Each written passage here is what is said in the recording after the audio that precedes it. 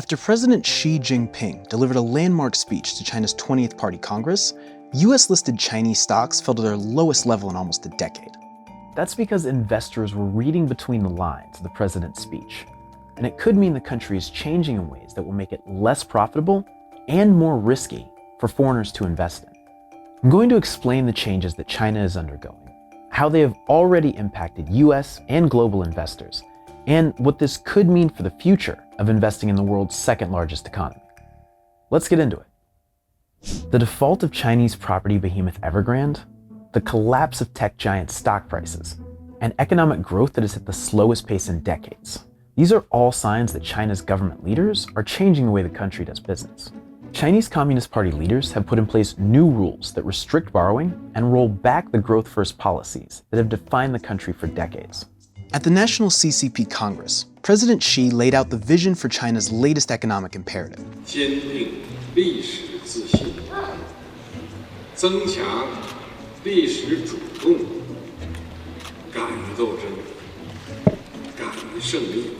It shuns what Xi calls the fictitious growth of financial markets, real estate, and gaming, in favor of promoting real growth, things like manufacturing, semiconductors, and electric vehicles. The idea is not only that China should take a different approach to growth, but that slower growth is okay, and maybe even desired. China made a big deal for years about changing its markets to be more welcoming to foreign investors. And in their early days, companies like Evergrande and Alibaba were pumped up by government money and connections. But as China's economy has sputtered, not only has the government not stepped in to help, it has actively made things harder, with strict regulation and harsh penalties. This is a very different environment than US and global investors are used to, and we're already seeing the fallout. China's currency, the yuan, has fallen to nearly its weakest value versus the dollar since 2007, with little pushback from its central bank. Foreign investors have sold out of Chinese bonds worth hundreds of billions of yuan, and major Chinese companies like Alibaba, Tencent, and Baidu have seen their valuations plummet. Here's the big picture.